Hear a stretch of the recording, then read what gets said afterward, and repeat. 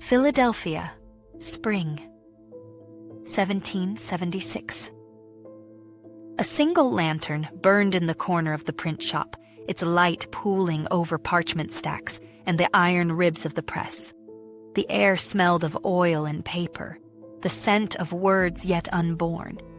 Outside, the cobbled street breathed in its sleep. Somewhere down the lane, a carriage wheel struck stone. Once, twice, before fading into the hush. From Christ Church, a single bell tolled, its note trembling through the mist, folding the hour back into shadow. James Wells stood at the platen, shoulders hunched, fingers stained with ink the color of midnight prayers. He rolled the fresh sheet from the frame, held it to the light. The impression bled faintly along the margin. Imperfect. But so was the cause. He whispered into the hush, voice low and reverent, the scripture, "The truth shall set you free." The words barely left his lips before dissolving into the ticking silence. Inside the print shop, his world was reduced to essentials: wooden slats, oil-slicked press arms, the earthy scent of parchment and leather. The walls closed in like pews around a preacher's pulpit. He exhaled slowly, laid the sheet to dry beside its kin. The press groaned quietly as it cooled. He wiped his hands on a rag already soaked through, then turned to the stack of test prints with a look that bordered on grief, and whispered to himself, what good were words against muskets? Could they defy the British Empire? From the alley, a latch rattled. James froze. His eyes flicked to the door, then to the bundle beneath the counter.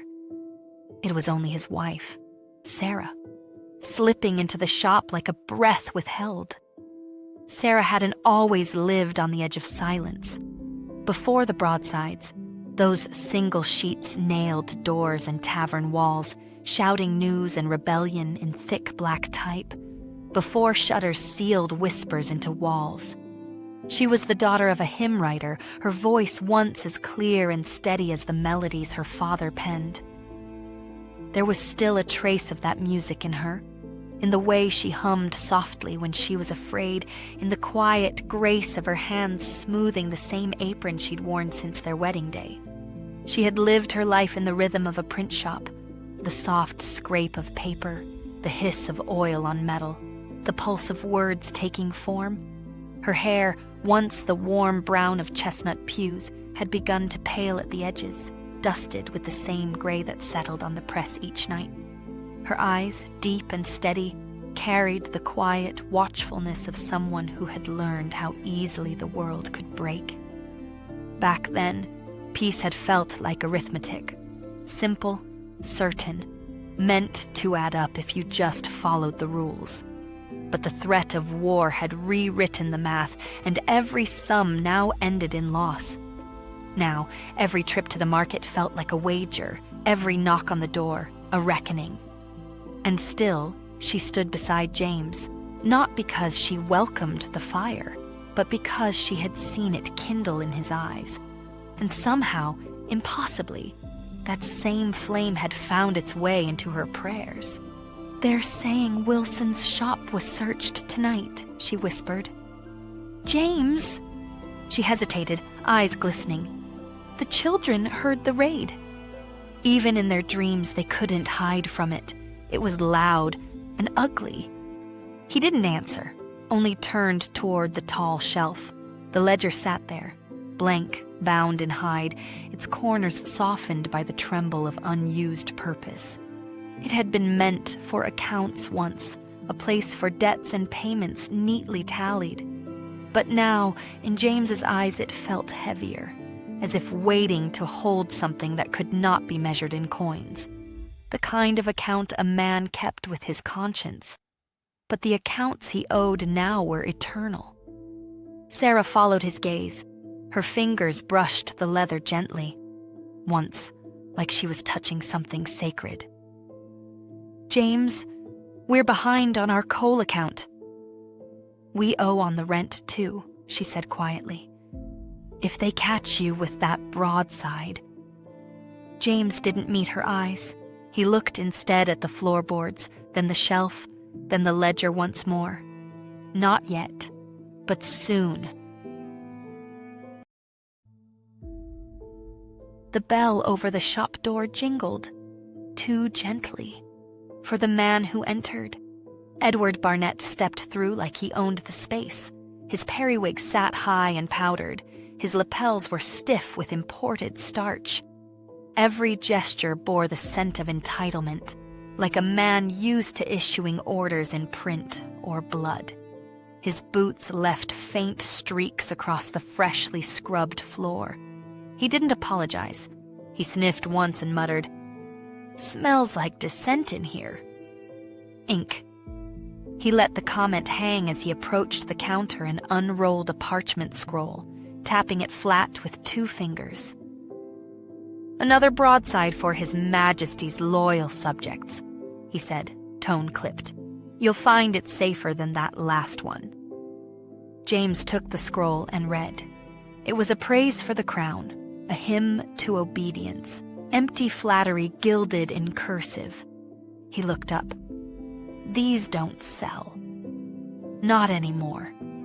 Barnett's smile was measured, the kind of politeness that cost more than it offered. Then consider them commissioned. He tapped the parchment once, as if sealing a bargain. My clients prefer their loyalties printed clearly. You'll find the pay honest, and safer than the alternatives. He stepped closer, resting one gloved hand on the press frame. His thumb left a faint smudge on the metal, deliberate as a mark of ownership. Rebellion doesn't pay its printers, Mr. Wells, Barnett added softly. The crown still does. He slid the parchment across the counter, a faint rustle, deliberate, final, then turned on his heel. The bell over the door chimed once as he stepped into the street, his polished boots leaving streaks of rain on the freshly scrubbed floor. James didn't move. The contract lay where Barnett had left it, the royal seal catching the lamplight. A promise of coin wrapped in compromise. The smell of starch and smoke lingered after him, heavier than the silence that followed. He stared at the parchment, his jaw tightening as the press loomed beside him. Silent. Watching. For a moment, he thought he could hear the faint tick of cooling metal, the sound of something holding its breath, waiting to see which side of history he would choose. That afternoon, the side door knocked, 3 times rapid. James opened it just enough for William to slip in, breathless, cap askew, cheeks flushed from the cold or the cause, or both. They said you'd print it, he whispered, pressing a folded parchment into James's hand. The paper crackled as though it too carried urgency. James turned it over. The paper was rough, its edges torn where it had been passed from hand to hand. Across the bottom, a name leapt like a spark through the dim light. T. Payne. James's breath caught. Every printer in Philadelphia had heard whispers of him. Thomas Paine, the Englishman with a pen sharp enough to draw blood from kings.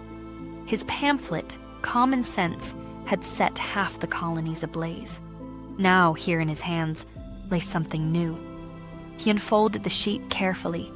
The ink was still fresh, the lines hurried but fierce, words meant to move faster than fear. He read aloud, softly, almost reverently. These are the times that try men's souls. The sentence struck like a match. Each syllable seemed to burn in the quiet room, lighting everything it touched. The press, the paper, his own trembling hands. William hesitated at the door, the folded parchment still in James's hand. So you'll do it? He asked quietly. His voice cracked, too young for the weight it carried. James looked up from the page, Payne's words blazing in the candlelight, dangerous and alive. You understand what this means, lad? William nodded, though his eyes darted toward the shuttered windows. The suns say it'll spread faster if it comes from you. People trust your press. James exhaled slowly. Trust can get a man hanged. William swallowed, shifting his weight. Then they'll know you're the right man for it. A faint smile touched James's mouth, not pride, but recognition. You're part of them, then? The Suns. The boy's answer came in a whisper. Runner, mostly.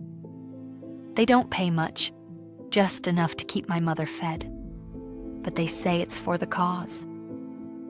James nodded, the silence between them stretching long and heavy. Then he folded the parchment carefully, pressing the crease as though sealing his fate inside it. Tell them I'll set it before week's end, and tell them to pray the ink dries before the soldiers catch the scent. Relief flickered across the boy's face. He pulled his cap low, tucking the edge of the linen pouch beneath his coat. Aye, sir.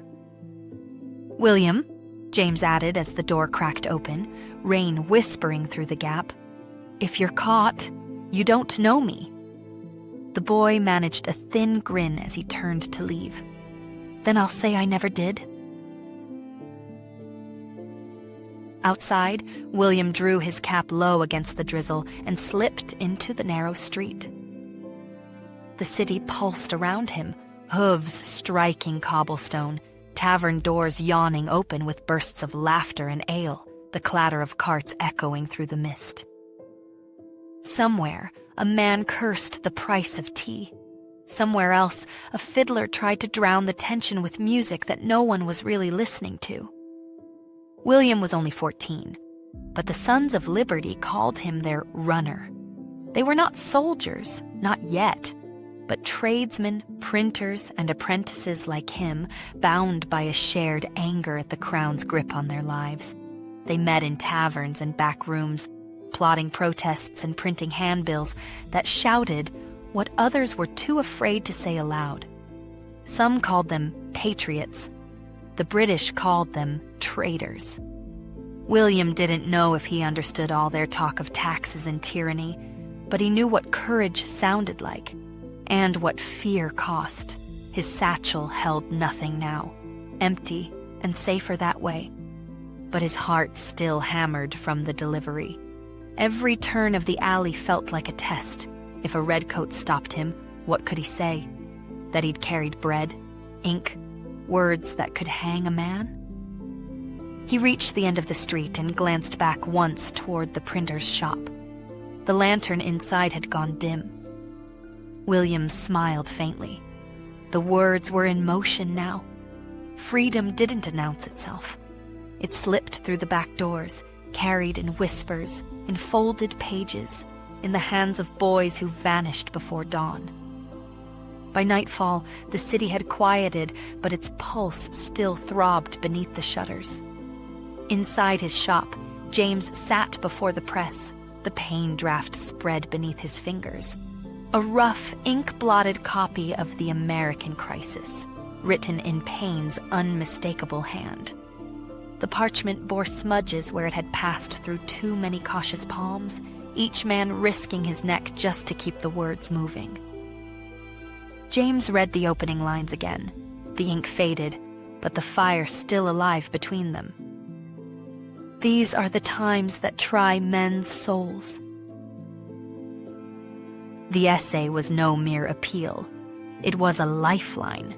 Paine had written it for an army in retreat, for a people weary of loss and doubt, for a country whose dream of freedom hung by a thread.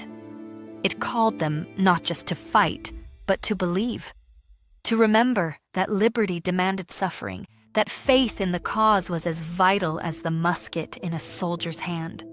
To James, it felt like scripture for a nation yet to be born. Words meant to be carried, printed, whispered, until even the hopeless could hear them. He traced a finger along the page and felt the weight of what it asked of him. To give those words breath, to set them loose into the world where they could do what his own courage could not. The candle's glow wavered against the walls, small and defiant, as if it too feared discovery. The air smelled of oil, wax, and burnt ink, the scent of work that could unmake an empire. The latch clicked softly behind him. Sarah stepped into the room, her shawl drawn tight against the draft, her face half lit by the wavering candlelight. The scent of rain and cold air followed her in. For a moment, she just stood there, watching James bent over the press, a man caught between faith and folly. "You're not considering it," she said, not as a question, but as a plea. Her eyes flicked to the press, then to the sheet bearing Payne's name. "James, if you print those words, if they find out whose hands they came through, they won't call it patriotism. They'll call it treason." Her voice trembled on the last word. The silence that followed was thicker than fear itself, filled only by the faint drip of wax and the distant hum of the city still holding its breath. She stepped closer, lowering her voice. "You've seen what they do to men who print less than this. They hang them, or worse, make examples of their wives." James didn't speak. He held the page as if it weighed more than steel. Her eyes flicked to the coat rack by the door. 3 pegs, 3 small garments, a baby's blanket, Benjamin's wool cap. "We have mouths to feed, James. Debts. And they're taking men for sedition. They'll take you." He looked at her then, not with defiance, not with bravado, just burden. "Is it sedition?" he asked. "To print what rings in every heart?" Sarah's eyes glistened. Her voice broke. "It is when hearts get men hanged." The silence between them lingered long after Sarah's warning. James had no answer, only the press looming beside him and the ledger still waiting on the shelf, blank and accusing. It had been meant for accounts once, an ordinary book of balances and debts. But James knew it was no longer destined for numbers. Its pages had become something heavier, a vow waiting to be written, a reckoning with ink. His father had kept the same kind of ledger once, rows of debts and payments scratched neat as scripture. On the night before he died, he'd told James, "The worth of a man isn't in what he owes, but what he stands for when the truth costs him." Those words had lived somewhere deep, quiet as embers. Now, as war crept closer and truth itself became dangerous, he felt them stirring again. The old ledger had tallied coins. This one would tally conscience. And if his ink brought ruin instead of profit, then so be it. At least it would speak while he still could. Later, when the house had quieted and even the children's restless murmurs faded into sleep, he walked alone through the misted streets, past the great brick hall on Chestnut, the Pennsylvania State House. Candles still burned in its upper windows, flickering behind tall glass panes like restless spirits. He paused beneath the eaves, listening to the low murmur of voices within. Men arguing, dreaming, daring more than prudence allowed. He didn't yet know the world would one day call this place Independence Hall. But standing there in the half-dark, he felt its name already forming. Not in stone, but in the hearts of those willing to risk everything for the truth they printed. Philadelphia stilled, as though the air itself refused to move. Street lamps flickered against the cobblestones, their halos shivering in the damp. From behind windows rose the sound of voices, debates laced with wine, passion, and fear. The stone beneath his boots felt cracked, as though it too strained beneath the weight of what was coming. He paused across from the hall, watching candlelight dance behind tall glass panes. They flickered like restless spirits, angels, or ghosts, keeping vigil over what was being born within. His hand slid beneath his coat, brushing the folded parchment hidden there. The paper crackled softly, alive with words that could unmake empires. He drew a slow breath. Whatever came next would not be safe, but it would be true. Then he turned, disappearing into the dark, carrying the fire with him. The shop was silent, but not still. The scent of ink and iron lingered in the air, a memory of words already risked. James stood beside the press, hands idle, heart restless. Every sound, the tick of the cooling gears, the faint scrape of his boot on the floor, felt like a question he'd run out of time to avoid. The book on the shelf waited, not in judgment, but in expectation. It no longer accused him. It simply reminded him that silence had its own cost. He thought of Sarah's eyes, wide with fear but lit with something fiercer. Faith, perhaps, or defiance she hadn't yet named. He thought of his children, their garments hung by the door, small and vulnerable as the colonies themselves. Fragile, untested, and still learning to stand. He thought of Wilson's shop, once a small print room on 2nd Street, where hymnals and shipping notices had quietly given way to patriot broadsides. Wilson had dared to print a handbill questioning the Crown's new taxes, nothing more than words on a page, but words were enough. They'd come for him at dusk, soldiers and loyalist constables, smashing the press, scattering type across the floor like spilled teeth. By morning, the shutters hung crooked, the windows blackened with soot. His cries had carried through the streets, echoing like a warning of what courage might cost. What was the worth of bread if freedom starved? What use was survival if silence chained the soul? A memory stirred against his ribs like a brand. His father's voice, rough from years at the press, the night he'd made James promise never to waste ink on cowardice. "When truth burns in you, boy," his father had said, "you can try to swallow it, but it'll still set your bones on fire. Better to let it out, clean, on the page, before it consumes you whole." Those words had once felt like wisdom spoken in passing. Tonight, they were coming true, every syllable alive and burning inside him. James's gaze drifted to the ledger on the shelf, its cover catching the faint glow of the lamp. He didn't reach for it. He didn't need to. Just the sight of it was enough to remind him of what he could no longer deny, of the truth pressing harder now than fear itself. For weeks, he had told himself the book was only paper and binding, a printer's ledger meant for debts and orders. But he knew better. It had become the place where he would one day set down the account that truly mattered, not of coin, but of conscience. The vow he imagined was taking shape in him already, a promise to record not just what he printed, but why, to mark the cost of truth in a time when lies paid better. But before he could write his own words, another man's fire demanded breath first, the words of Thomas Paine, already slipping through taverns and meeting halls, stirring farmers, merchants, and ministers alike. James drew a steady breath. The ledger could wait.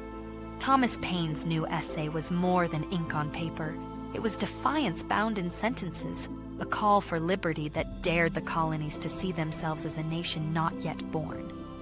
Each page carried the dangerous idea that authority came not from kings, but from conscience, and that freedom itself might be God's design. The decision was not sudden. It had been carving its way through him for months, a slow, relentless chiseling of fear into conviction. He had dreamed once of a quiet life, a small shop, the scent of ink and paper, children who would never know the sound of soldiers in the street. He had wanted only to provide, to keep his family safe, to build something that might outlast the wars of men. But the threat of war had found him all the same, in the lies printed by cowards, in the silence of churches that blessed tyranny, in the faces of neighbors too afraid to speak what they believed. Now, the dream that had once been peace had become purpose. His father's words burned in his mind. The worth of a man isn't in what he owns, but what he stands for when the truth costs him. He looked at the press, the iron frame scarred and steadfast, and saw not a machine but an altar. Each pull of the lever would be a prayer, each page an act of faith. The decision was no longer a choice. It was a calling answered. Tonight it was finished. He would print Paine's words, and in doing so, join the risk that was already remaking the world. The candle sputtered, its flame listing sideways in the draft from the cracked window. Wax pooled near the platen, hardening in ridges against the edge. James moved with the stillness of a man committing quiet treason. He inked the block, the brayer's rhythm a soft thud-thud across the tray. Then he aligned the parchment, smoothed the corners, and pulled the lever, slowly, reverently. The press groaned under the strain, metal to wood, old as scripture. The rollers whispered over the sheet. Then he unfolded the sheet carefully, the ink still damp where it had been pressed in haste. Across the top, a single line burned with purpose. These are the times that try men's souls. He read it again, slower this time, as though the words themselves carried heat. Every printer in the city had heard whispers of the essay. The American crisis, Paine called it. It was no polite tract or plea for reason.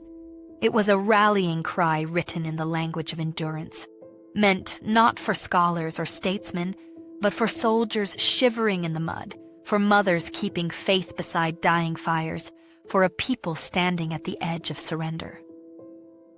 Paine's words argued that the fight for liberty was not a matter of politics, but of the human spirit, that the harder the struggle, the holier the cause. He wrote that freedom was born in trial, that courage was its lifeblood, and that nations, like men, were tested by how they endured. As James read, he felt the words reach into the hollow where fear had been living. He wasn't a soldier with a musket. He was a man with a press, his battlefield made of paper and iron. Yet the message struck the same, that if liberty was to live, someone had to keep its voice from going silent. James tensed. The cadence of it struck him like scripture, each phrase hammering against the cowardice he'd been nursing. These were not the polite verses of pamphleteers. This was a trumpet blast in a land half asleep. He held the sheet aloft for a moment, watching the words bleed permanence into the fibers. Then, with hands steadier than he felt, James pinned it to the twine. Alone, it swayed. One page, yet heavy as a verdict. The ink glistened in the candlelight like fresh blood, and a few drops had splashed near his wrist. He did not wipe them away. This was the first. This was honest work. This was dangerous work. When the ink dried, these sheets would be smuggled out by night, tucked into grain carts, slipped beneath tavern doors, read aloud in campfires and meeting halls. Each page would pass from one trembling hand to another, carrying Paine's defiance, where soldiers faltered and hope ran thin. He reached for the rag, stained and threadbare, and pressed it once against his palms, slowly, reverently, like a man preparing for sacrament. The press was no longer just a machine. It was a pulpit, and this ink his offering. Outside, hoofbeats thundered down the cobblestones. James froze. A shout, then a crash, then the crack of splintering wood. He blew out the candle. Darkness swallowed the shop. Only the orange flicker from across the window panes remained. He crouched behind the counter, peering between the crates. Through the narrow gap, he saw soldiers swarming Wexler's storefront, 2 doors down. Old Wexler had been setting type in that shop since James was an apprentice, his fingers stained as deeply as his faith in words. He printed sermons, shipping notices, and, lately, pamphlets that asked too many questions. He was careful, but not careful enough. Now they dragged him into the street, his apron torn and streaked with blood. Or ink. Maybe both. A sheet fluttered loose from his hand and landed in the gutter, face down, the wet ink bleeding into the mud until the words were no longer words at all. One soldier held up a pamphlet, shook it once for effect, then dropped it again into the gutter. Another struck a torch to it. The flame caught fast. The smoke curled upward. James reached for one of his own broadsides, still warm, clutched it. The screams from outside bled into the press room. But inside, there was only the paper's rustle and James's shallow, silent breath. The page trembled in his hands. Through the cracks in the shutters, he caught flashes of firelight, boots pounding past, shouts breaking, a command barked and lost to chaos. The smell of smoke seeped through the walls, thick and acrid, turning his stomach. He crouched lower behind the counter, clutching the still wet broadside to his chest as if the words themselves could muffle his heartbeat. The press loomed above him, silent now, a hulking shadow of faith and treason. He could hear the soldiers dragging someone through the mud, then the crash of splintering wood, another door somewhere yielding to force. For a moment, he thought they would come for him next. Then, silence. It came slowly, like the aftermath of a storm. The shouting drifted farther down the street, replaced by the uneven clatter of retreating boots. The firelight dimmed, swallowed by fog. James stayed where he was until the last echo died. Only then did he rise, his legs stiff, his hands still shaking. The candle had guttered low, its wax hardened in rivers across the table. Smoke trailed from the open window, curling like a question toward the dawn. By morning, the soldiers were gone. The street was quiet again, too quiet, as if the night had buried its own witnesses. Sarah found James in the back room, sweeping ash from the sill with long, slow strokes. He didn't look up. A single charred scrap of someone else's words curled in the corner of the floor. Sarah picked it up. Then her eyes fell on the broadside James had missed, tucked behind the press. She lifted it, the ink smudging faintly beneath her fingertips. Her hands trembled. "You printed it, didn't you?" James didn't deny it. Several sheets lay between them. Payne's words, still damp with ink, the same words that had already seen printers arrested from Boston to New York. Sarah stepped closer, holding one of the pages as though it might burn her fingers. "You could have been taken, James. For this, they hang men for printing less?" He met her gaze, voice nearly spent. "I couldn't stay silent." Tears rimmed her eyes but held. "And I can't stay brave forever." She left him there, in silence, save the soft creak of floorboards and the brittle edge of smoldered courage. That afternoon, the sky turned a hard gray, low and unmoving. Smoke began to rise from the far end of the square, curling above the rooftops like a signal. By late afternoon, the city had not yet recovered from the night before. Rumors carried faster than the wind that another printer had been seized, that loyalist presses were still running the Crown's decrees while patriot words were being burned. From the open window, James heard the swell of voices rising from the square. Angry, insistent, impossible to ignore. He stepped outside, drawn as much by duty as by dread. James followed the sound of shouting until he reached the corner. A crowd had gathered, not loyalists this time, but townspeople, tradesmen, apprentices with soot still on their sleeves. They were done with petitions and patience. Their anger rolled through the streets like thunder, shaking loose everything that fear had kept still. Word spread quickly. The mob had cornered one of the king's printers, Barnett's partner, still turning out royal broadsides praising the crown and mocking the Continental Congress. To the people, it was one insult too many. Tonight, they meant to take back their voice the only way they knew how. The crowd surged against the shop front, glass shattered under the weight of fury.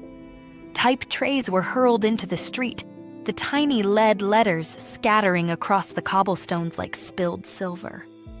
A man seized a broadside bearing the king's seal, tore it clean in half, and thrust it into the flame of a stolen torch. The paper curled and blackened, the royal crest twisting into smoke. Cheers erupted as the royal crest curled and blackened, the paper burning like the last pretense of British rule. From the shadows of an alley, James watched. These were not criminals. They were citizens unbound, caught between desperation and destiny. If this was the path of silence, it led to fire just the same. That night, the press stood still, silent, almost reverent. James moved without sound, the air thick with soot and prayer. His hands, still stained with ink, rested on the workbench as he bowed his head. He did not pray for safety. He prayed to see clearly, to know what truth demanded of him next, and to have the courage to follow it when it came.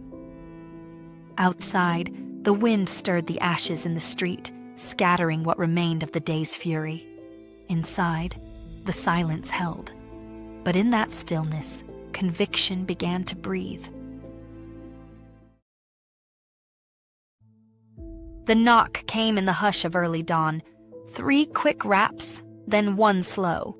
James opened the side door just enough for William to slip through, cheeks flushed, breath misting in the cold. Behind him came another man, older, cloaked, face shadowed beneath a tricorn. James didn't need a name to know his cause.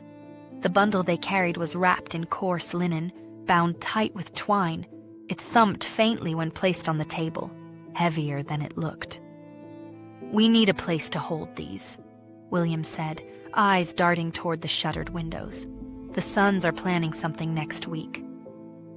If we're caught carrying these..." He didn't need to explain what the Sons stood for. Everyone in Philadelphia already felt their presence, even when they weren't seen.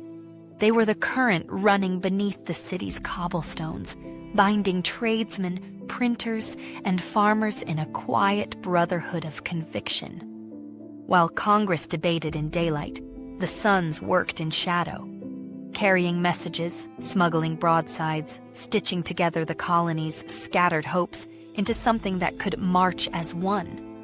They weren't seeking glory. They were building a network of trust strong enough to withstand an empire.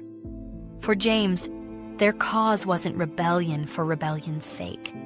It was the belief that truth, once printed, belonged to the people, and that freedom was not born in speeches, but in the courage of ordinary men who passed one folded page to another and refused to let the words die.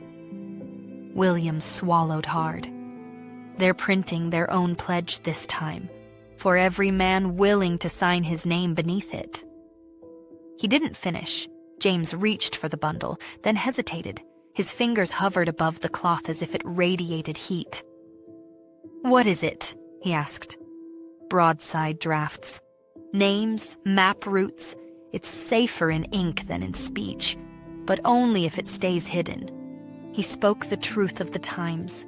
Words carried by mouth could betray a man within an hour. A careless tone, a listening ear at the tavern.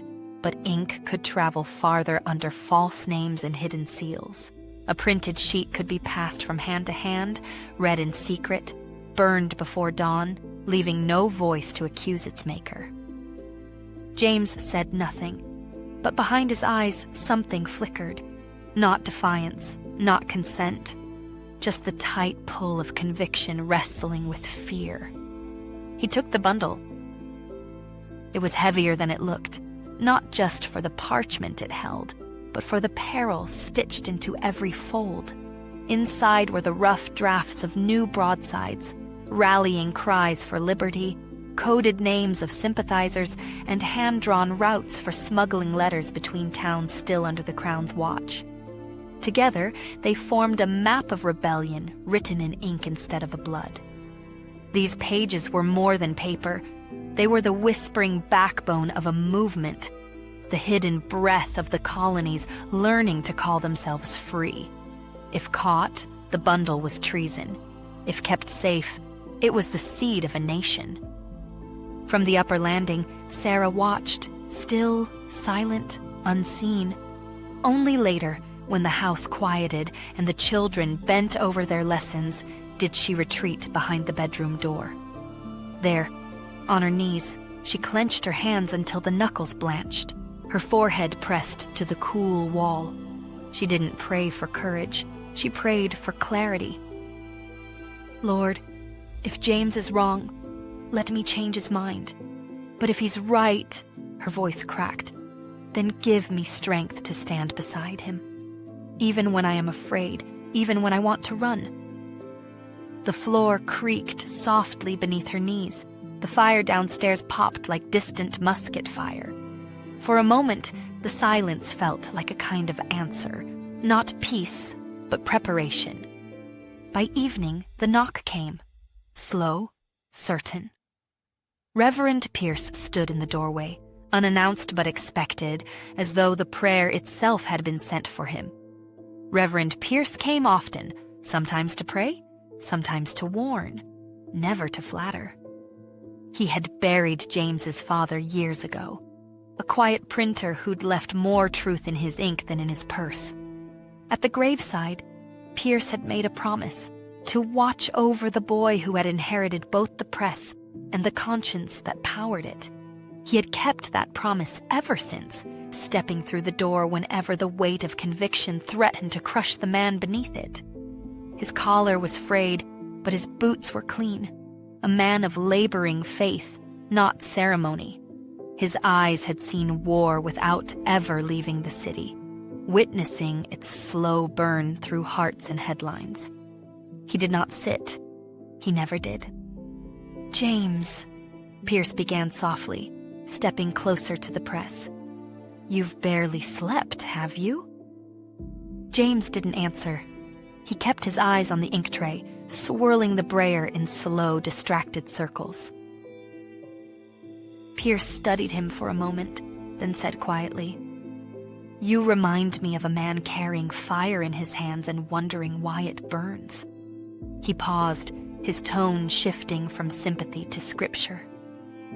Do you remember what Jeremiah said? James looked up, his hands trembling as he wiped them on a soiled cloth. The weariness beneath his eyes felt heavier than paper. Which part? He rasped. Pierce's voice was steady, almost tender. If I say, I will not speak his word, he recited. It burns within me like fire shut up in my bones. I grow weary of holding it in, and indeed, I cannot. The words lingered between them, warm and dangerous. James felt them settle deep, where his father's voice still lived. When truth burns in you, boy, don't smother it. Ink it, or it will consume you. He turned slightly toward the press, the iron frame glinting dully in the lantern light. It seemed to breathe with him, as if it too remembered every word ever risked. The same fire that once lived in his father's bones now stirred in his own. He drew a slow breath, steady but resolute. Then maybe, he said quietly, it's time to stop holding it in.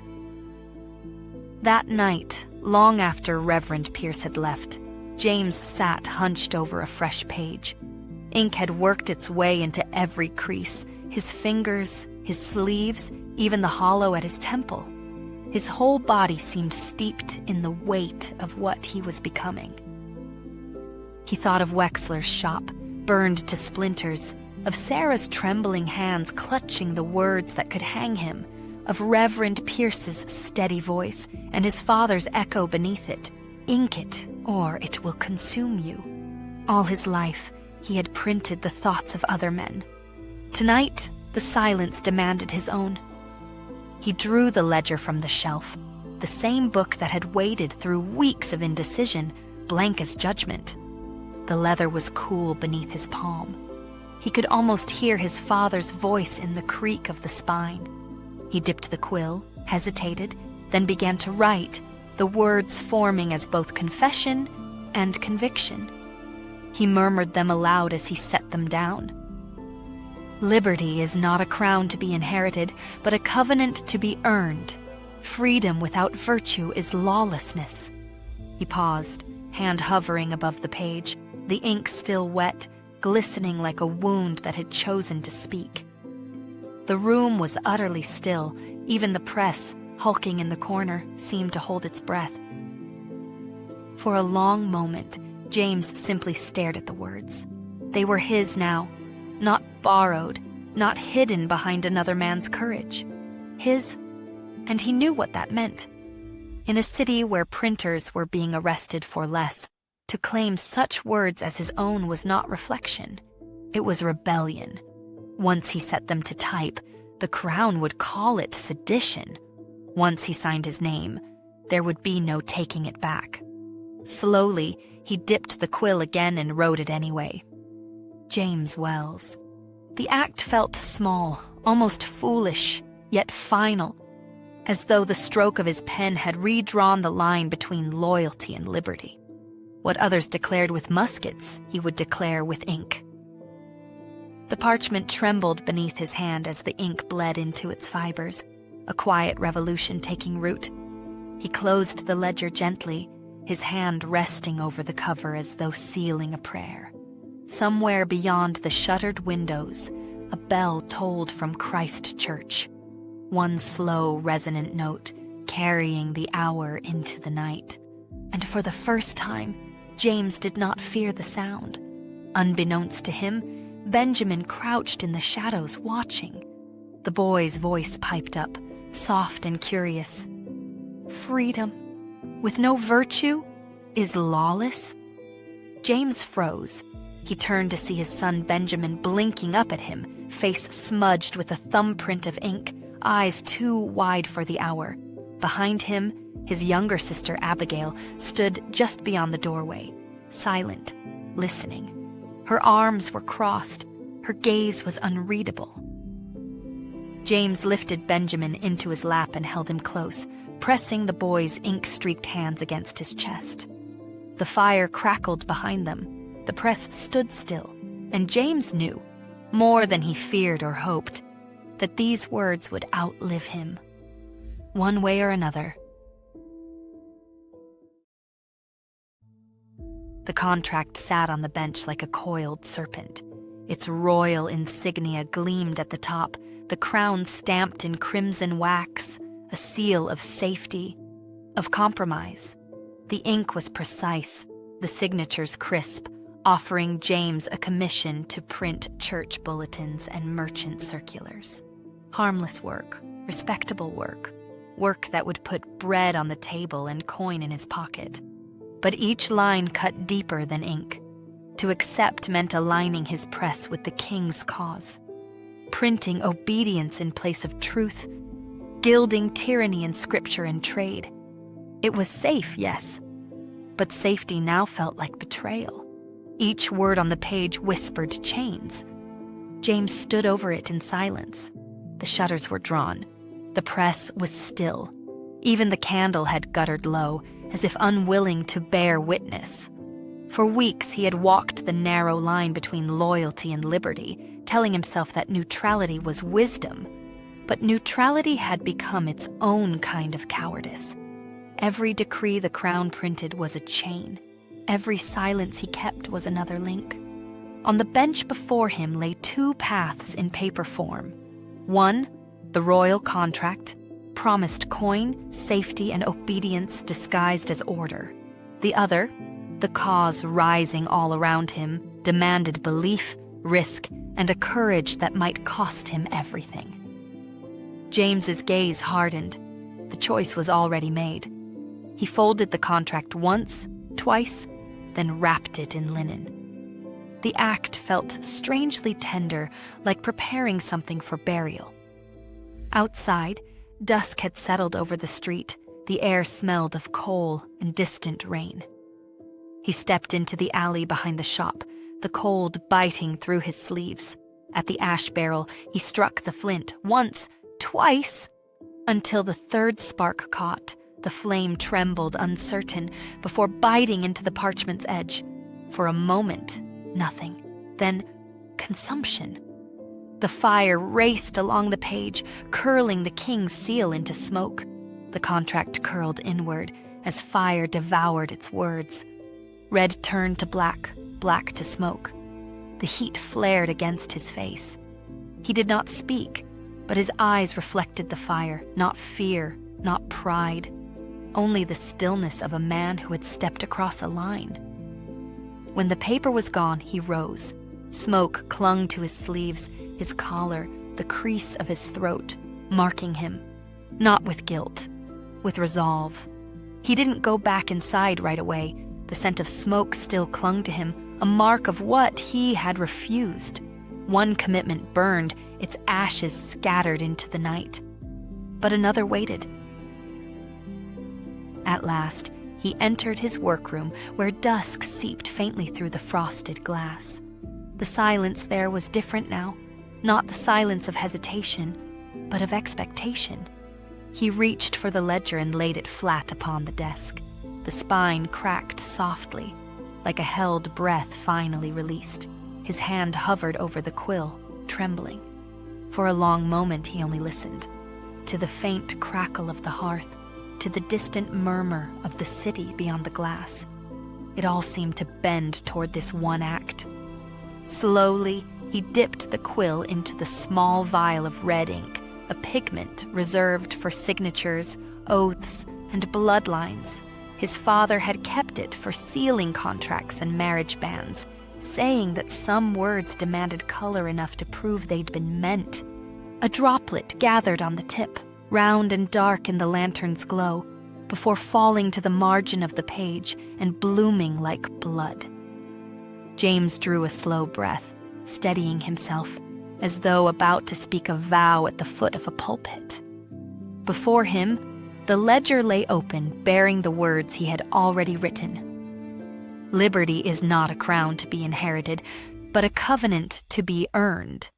Tonight he wasn't beginning it, he was sealing it. He pressed the quill to the page, tracing his name beneath the vow. James Wells. The ink bled into the parchment fibers, like a vein finding its pulse.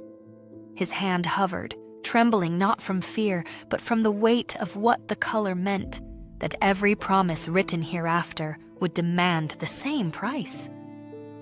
Then, slowly, he began to write.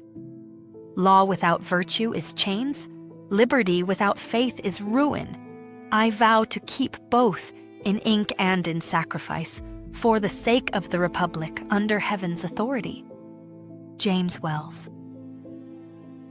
He paused, the words staring back at him, stark and absolute. They weren't borrowed phrases or clever rhetoric. They were the sum of everything he'd come to understand. He had seen law wielded like a weapon, order without mercy, obedience without justice. He had watched liberty twisted into greed, faith traded for comfort.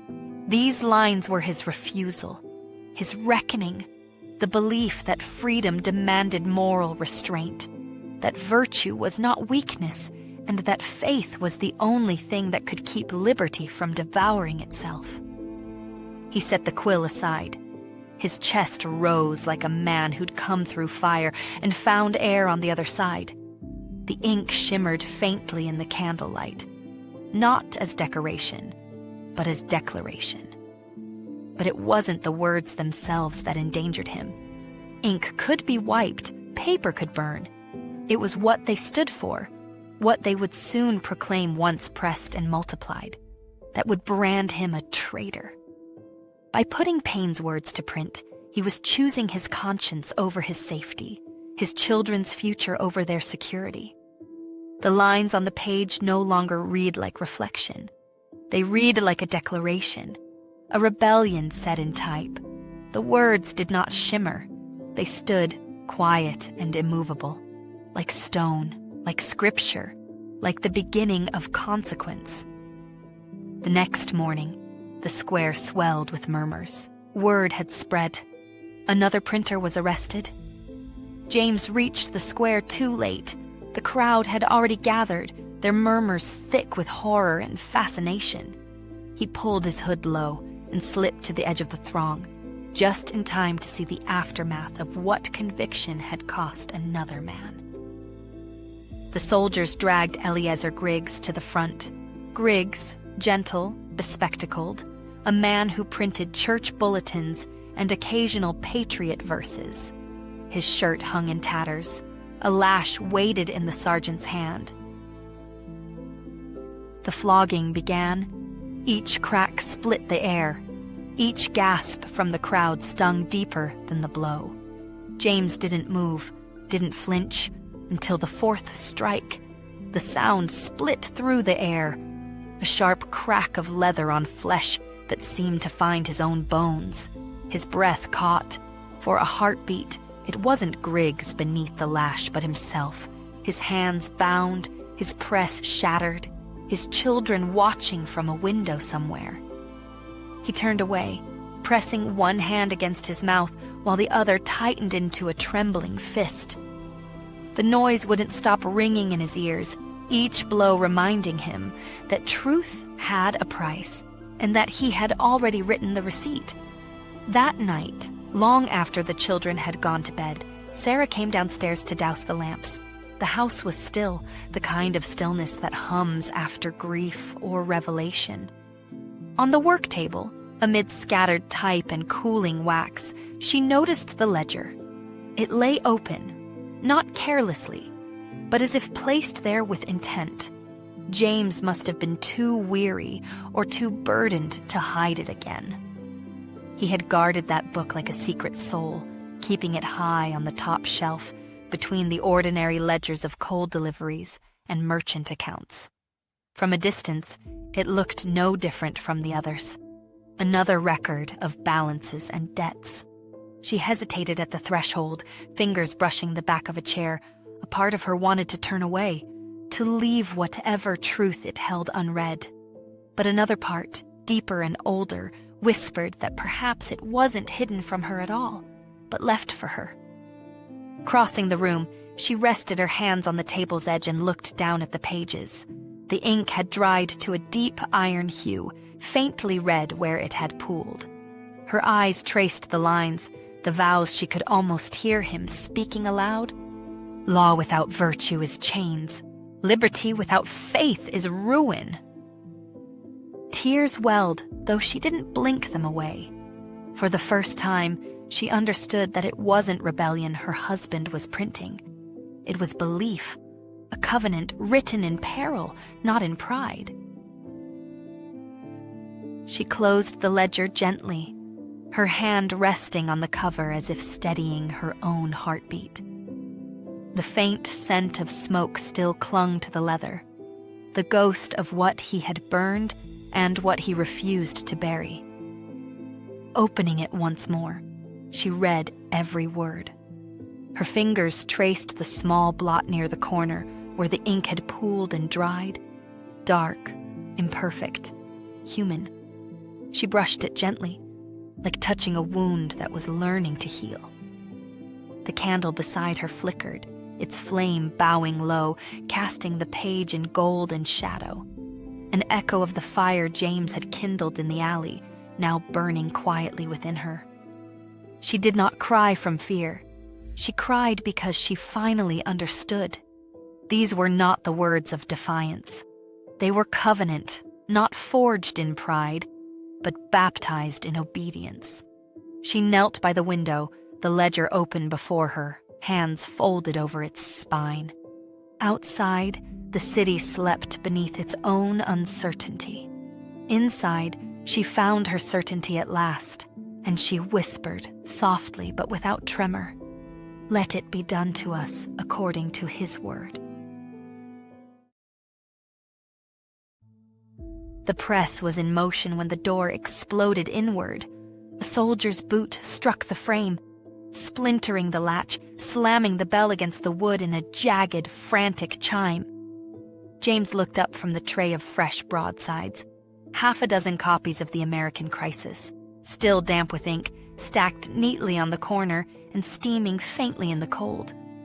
The top sheet bore the opening line in bold, defiant type. These are the times that try men's souls.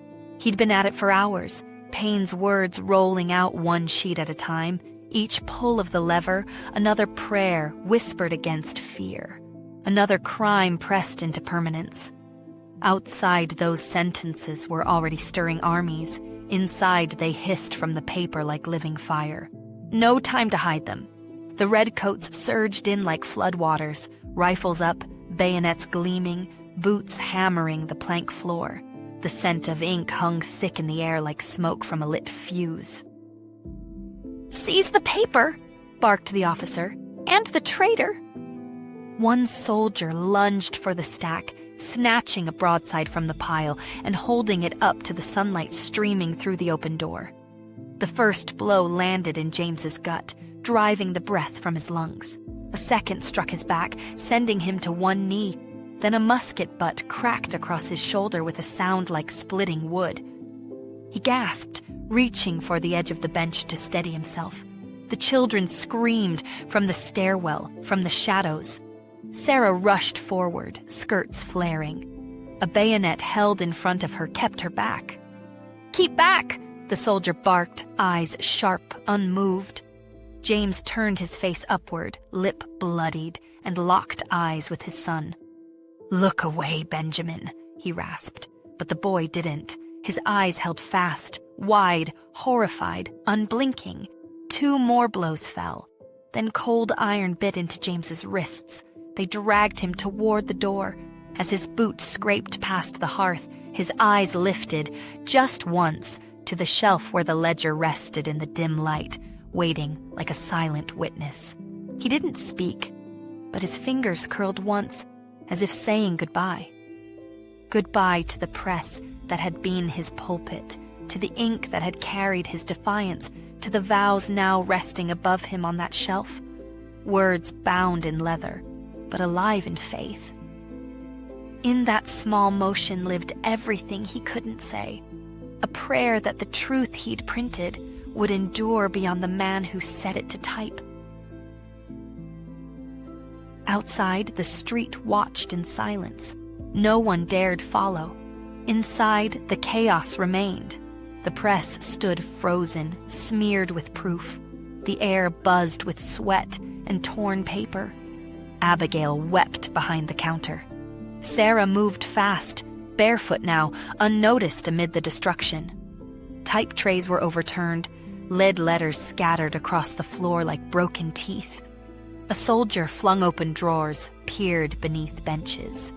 She moved to the ink rack, heart pounding, mouth dry, every creak of the floorboards louder than breath. The ledger still sat in the narrow niche above, half shadowed by the beam. Her fingers reached up, trembling, brushing against the cool leather. A shout echoed from the next room. Boots on wood, metal scraping iron. And panic surged through her chest. She rose onto her toes, grasped the book fully now, and pulled it down, clutching it tight against her apron, as though the act alone might silence its heartbeat. "Hey!" a voice snapped. A soldier had turned, eyes narrowing as his gaze fixed on Sarah. He took a step toward her, boots grinding against the scattered type on the floor. His shadow stretched long across the press, dark and heavy. Sarah's mouth parted, a protest caught in her throat. Before she could speak, Abigail moved, 10 years old, small in frame but sharp as flint. She stepped between her mother and the soldier, spine straight, chin lifted, as though daring him to strike. "It's just her recipe book," she said, too fast, too rehearsed. "For bread." "She's scared you'll take it." The soldier paused, looming. Abigail's chest rose too quickly. Inhale, exhale, inhale again. But then, her breath steadied. She tilted her chin. You can read it if you like. Her voice was steel now, iron forged in the fire behind her eyes. The soldier frowned, scoffed, turned away. He kicked a drawer shut with his boot as he went. Only then did Sarah breathe. The air caught in her throat felt foreign, sharp, as if she'd forgotten how to draw it. For what felt like hours, she'd held everything still. Her body, her terror, even her heartbeat, afraid that the slightest sound might betray them all. Now the silence pressed back in, heavy and alive. The ledger was warm against her palms, the leather rough where his fingers had once pressed it shut. For a moment, she couldn't breathe. The scent of ink and smoke still clung to it. The trace of him, of nights spent fighting doubt with words instead of weapons. And in that stillness, she understood. The breath she'd been holding wasn't just for fear of discovery. It was for him, for the man taken, for the promise he had left in her keeping, for the courage she would now have to carry alone. That night, when the house had gone still and the fire sank to a dull glow, Sarah moved quietly through the shop. The ledger weighed heavy in her arms, heavier for what it carried. She glanced once toward the shelf where it had always rested, then to the windows, dark and waiting. The raids would come again. They always did. Crossing to the hearth, she reached behind the stones where the mortar had cracked with age. With careful hands, she loosened a single brick, enough to reveal a narrow hollow, a place no soldier would think to search. She slid the ledger inside, wrapped in linen to keep out the soot, and whispered a prayer that sounded more like a vow. Dust sifted through the air, catching in the firelight like falling ash. She pressed the brick back into place, brushed her hands clean, and laid her palm against the cool stone. The room was silent, but not empty. Beneath her touch, she could almost feel its heartbeat, the weight of truth now hidden, waiting to live again. And she whispered, "Preserve this promise, Lord. Let it live longer than any one man." James refused to speak. The guard's lantern swung in slow arcs, spilling gold streaks across the damp stone walls of the cell. Shadows lengthened and collapsed with each sway, breathing over him like a tide. Water dripped from somewhere above, a single, relentless rhythm that marked time better than any clock. He sat on the cold floor, wrists cuffed raw, the iron biting deeper each time he shifted. The questions came in turns, names, routes, presses, the same words sharpened by different mouths. He learned the rhythm of their cruelty: accusation, silence, blow, accusation, silence, blow. When they accused him, he met their eyes until they faltered. When they cursed, he let their words pass through him like smoke. When they struck him, he thought of the pages he had printed, the American crisis, and of how they were already spreading beyond his reach. Couriers and apprentices carried them in satchels beneath bread loaves and wagon tarps, through back alleys and tavern cellars, through hands calloused by war and hope alike. He pictured soldiers reading them by firelight, their breath turning white in the cold, each line kindling something the crown could not extinguish. Those words were no longer his to protect. They belonged to a people who needed them more than he ever could. He whispered the words. These are the times that try men's souls. Each repetition steadied him, not as defiance now, but as faith. He believed what pain had written, that freedom was born in hardship, that virtue was its only guard, and that courage was the language of men who refused to bow. Every blow reminded him that printing those words had not been folly. It had been purposeful. If truth was to have a voice, It needed someone willing to speak through the noise, even from a cell. By the time the guards left him, the vow was no longer on paper. It was carved into him. They could bruise his body, split his lip, grind his hands into stone, but they couldn't reach the ink that bound him. The vow lived where their torches couldn't touch. They couldn't beat it out of him, because they hadn't written it. He had. At the shop, the ink dried too fast. Without James, the press sat idle, a monument to silence. But Sarah knew its language.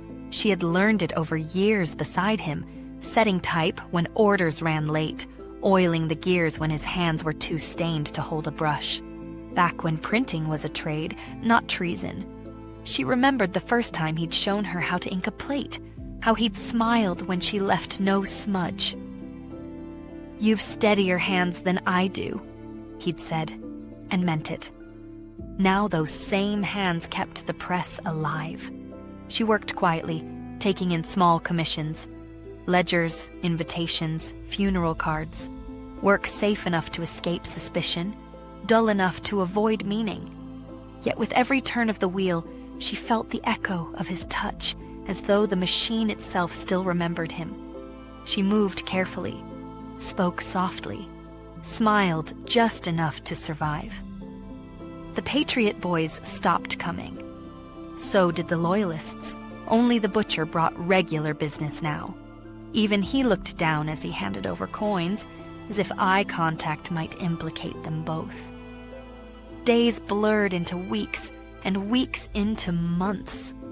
Seasons began to change outside the shuttered windows, though Sarah scarcely noticed until the coal pile ran low again. Debts piled like unbound sheets across the desk. New ones slipping beneath the old, edges curling, ink fading where the candle smoke had stained the paper.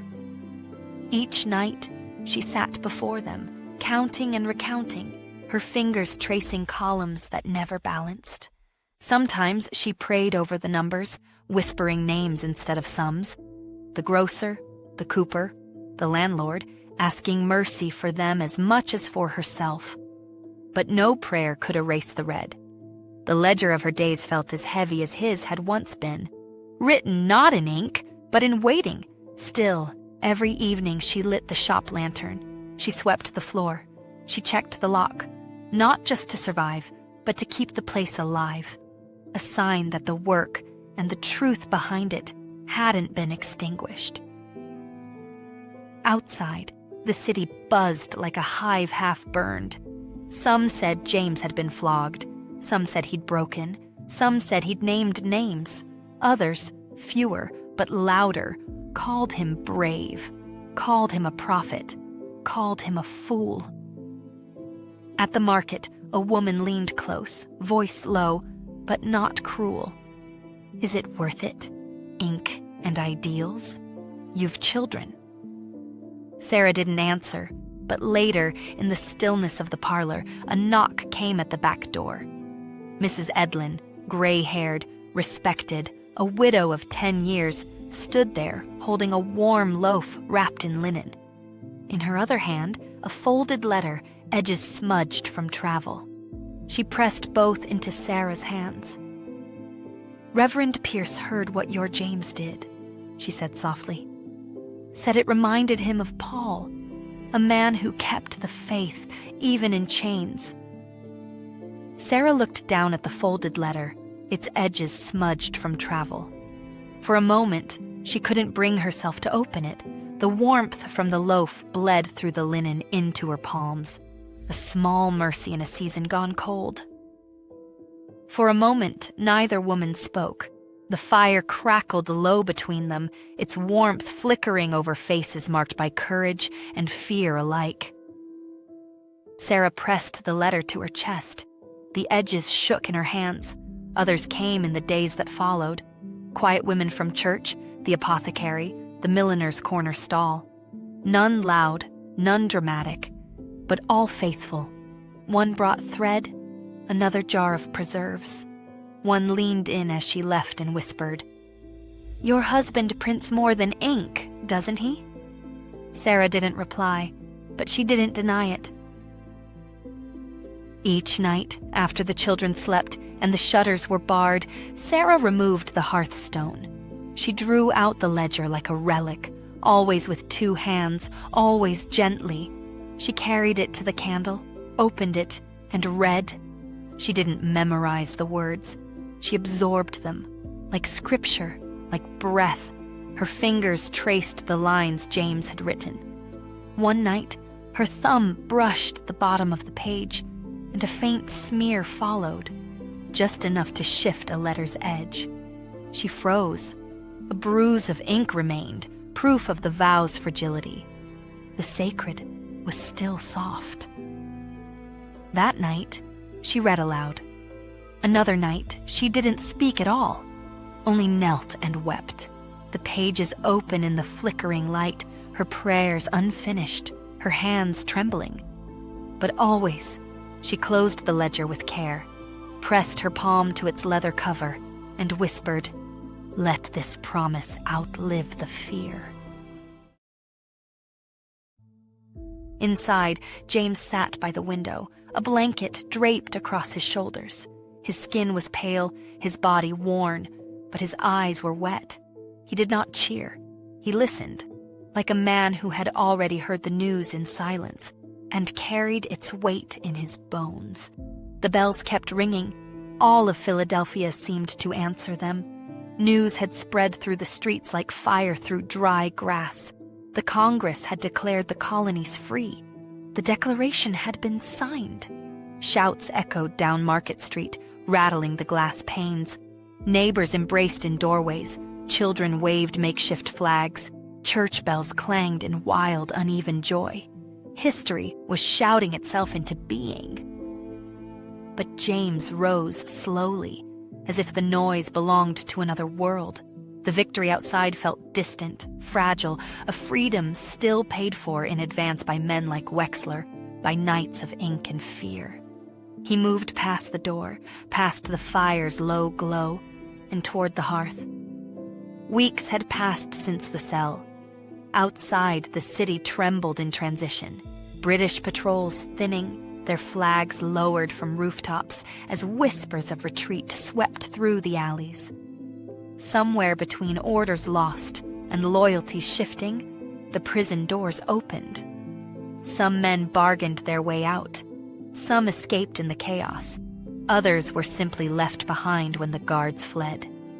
James was one of them, freed not by mercy but by confusion, by the turning of history itself. When he stepped into the daylight, the world looked unreal, sharp, blinding, impossibly alive. The air stung his lungs after weeks of stone and shadow. He walked home slowly, each step a prayer, the iron scars on his wrists burning against the chill like reminders of a covenant kept. Sarah hadn't asked how. She didn't need to. When he crossed the threshold, she only wept, not for what had been endured, but for what had endured in him.